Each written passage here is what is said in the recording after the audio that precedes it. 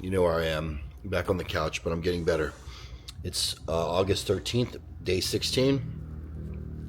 What's crazy about bodybuilding is we for bodybuilders that are, aspiring bodybuilders or professional ones, every day counts.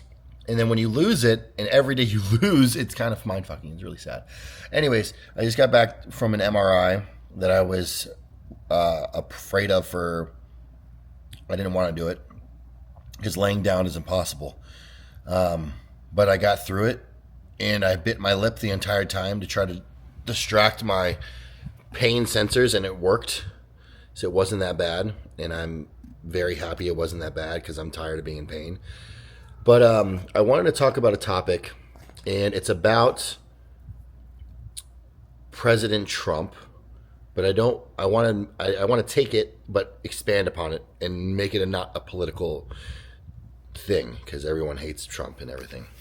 So, objectively speaking, okay, the people on the left and the Democrats have been trying to destroy President Trump for the last 12 years, and their main focus is destroying President Trump. That's their focus, their obsession. That's all they put all their efforts into destroying President Trump, stopping Trump. And this is the problem with this mindset. And I'm taking this and going out of politics.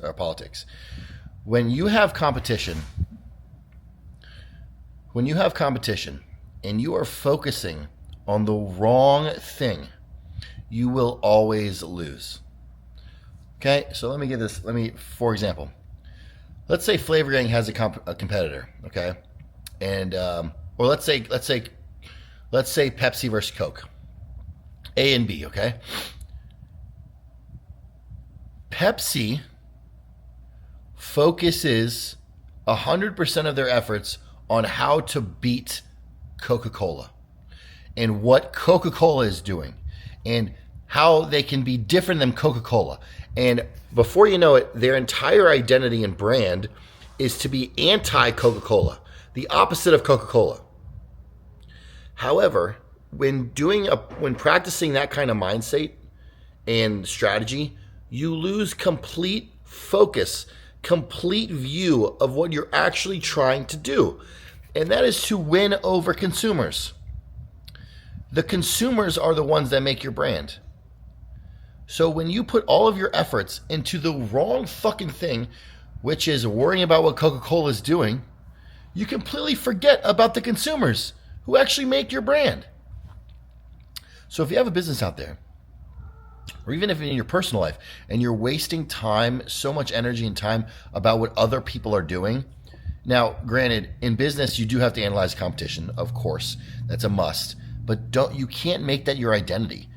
I analyze the competitors. I see what they're doing. I take I analyze what they're doing good and what they're doing bad, and come up with my own strategies and foresight and vision. But it's not like I'm waking up and like, what is XYZ company doing? I have to do this. I'm taking that and I'm focusing 100% on Flavor Gang and my consumers and my community and what I want to build and grow for them. And if the left would just do that, instead of focusing on the Trump and then say, hey, why don't we just focus on winning back the American people? What can we do for the actual people? I think they have a better outcome. But what do I know?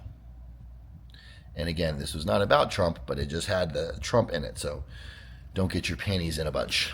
It's completely wild that it's day 16. Like, I feel like I'm trapped in my body, trapped in my house. It's just crazy. Like I did a little bit more stuff today, but I'm completely useless. I tried to make rice. I made rice, but I had to go right back to this couch. I just cleaned up a little bit, right back to the couch. It's this nerve thing is just like killing me, and I just have to wait to get fixed. In other news, this is my son. His name is Abubu. Hello, Daddy. Hello. Say hi to the people.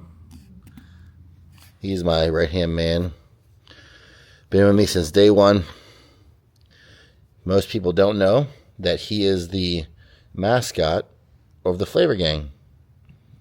So when he's long gone in 10, 15 years. You have a legacy of flavor domination.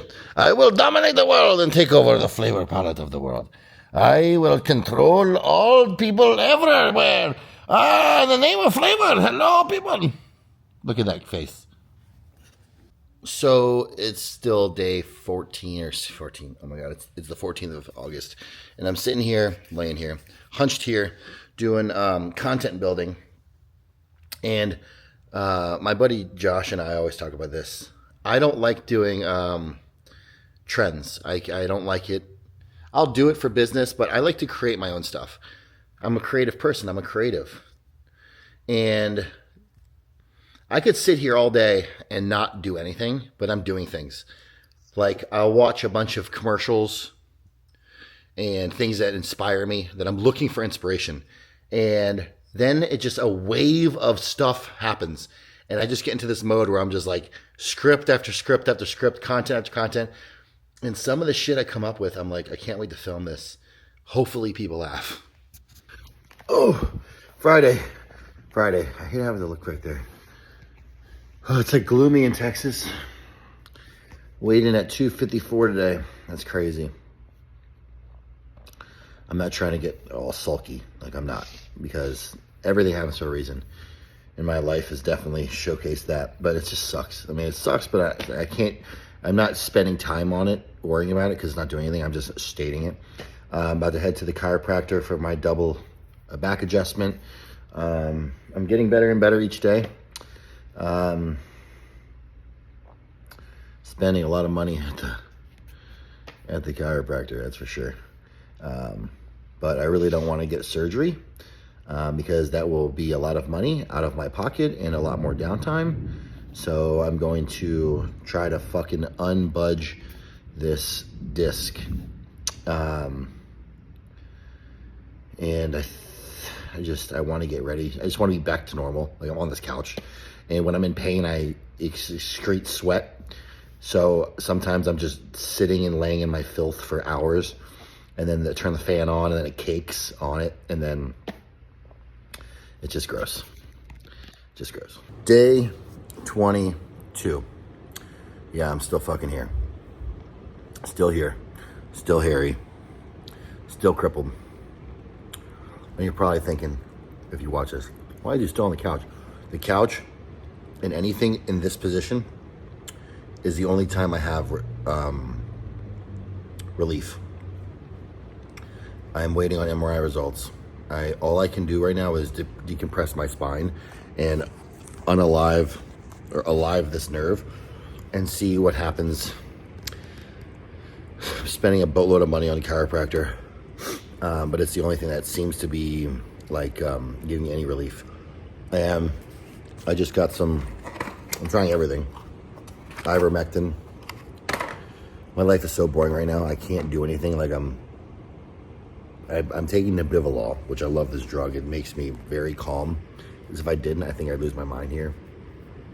It's like there's only so much work I can do per day from this situation. I downloaded Pokemon. I'm trying to download video games. I don't even like video games, but I'm playing them. I'm just so tired of this shit. I just want to have a normal life. And hopefully next time you see a vlog, I'm walking, because these couch videos are depressing. Okay. Eating some dinner here. I made this. It took me about 3 tries to make it because of the pain.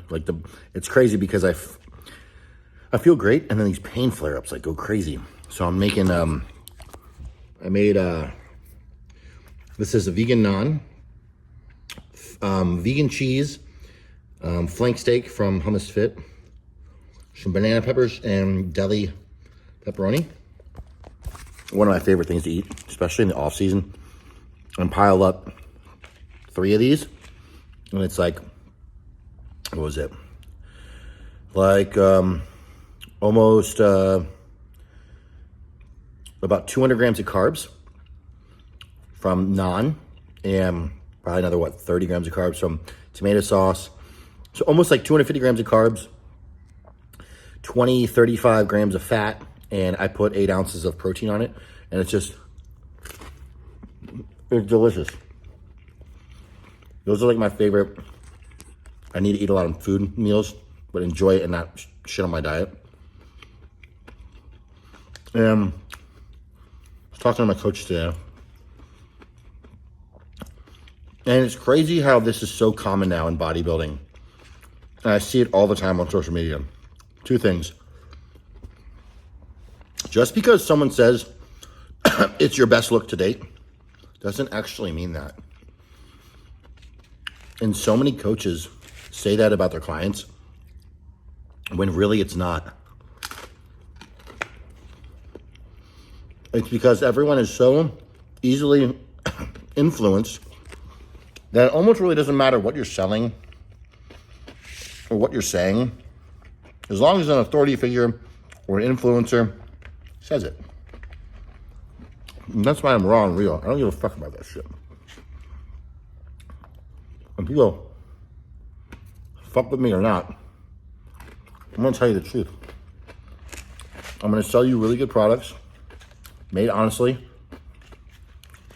And even though I have a business, my sole motive isn't to make money.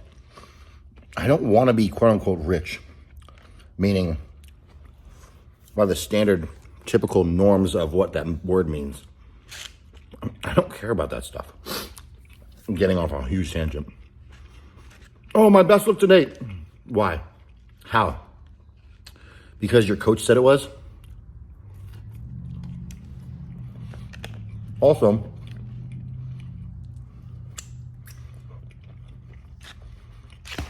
how, if you're a pro, how the hell and why the hell would you get on a stage if you were not 100%? You're getting on stage 80%? 70%? What's the point of that? You're a pro. Your job is to be 100%. Why would you get on stage not at 100%? If your job is to make money from the sport and social media and content, be 100% to get your best placing you can. Look the best. But then you go ahead and outwardly say, I got on stage and I was not my best by 20 to 30 percentage points, is mind-blowing. So I was talking to Dom, and we were ranting back and forth about this. He's like, if I don't put anyone on stage unless they're above 90%. Sometimes amateurs don't need to be. If you're qualifying for a show, but if you're nothing less to close to 100%, you shouldn't be doing the show. Also, you can't peak if you're not in shape. You're not able to peak. What are you peaking? You're not at the peak. Do you even know what peaking means? I think the word peaking is taken so far out of what it actually means in bodybuilding, much like everything is. They forget what the word peaking means.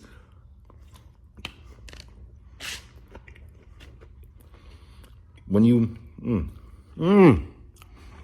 get to a mountain peak, what does that mean? That doesn't mean 70% up the mountain. I got to the peak of the mountain. Oh, really? Yeah, well, no. It was just 7,000 feet. Oh. So when you fucking suck on stage and you say you missed your peak, but you weren't in shape, do you know what missing your peak looks like? Look at me on the 2022 Indy Pro. I was ready 4 weeks out. I was ready 1 day out. I had a horrible reaction to the combination of liquor and marijuana, and I looked like shit because we missed our peak. We crash landed.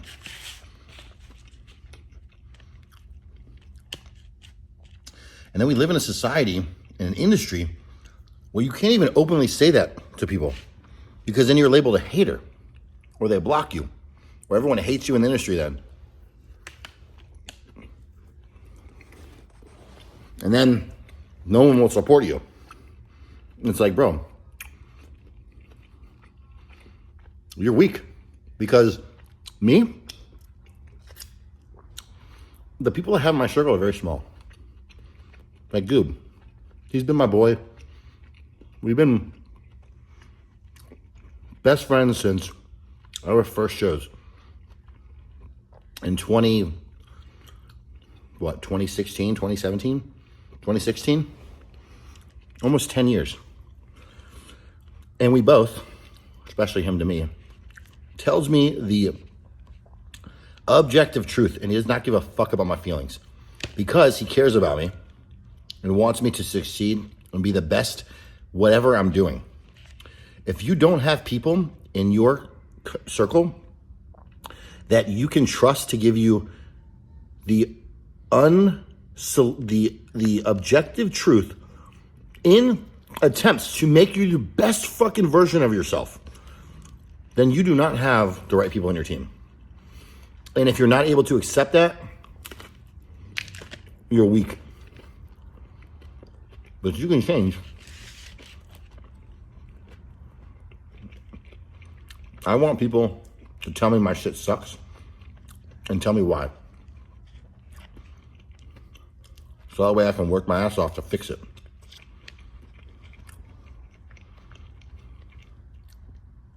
I'd rather get a no up front way before in the process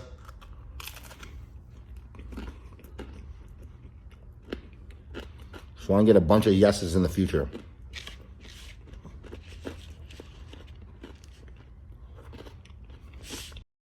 And by the way, I took some ivermectin today. Remember when this was the devil drug? That was funny.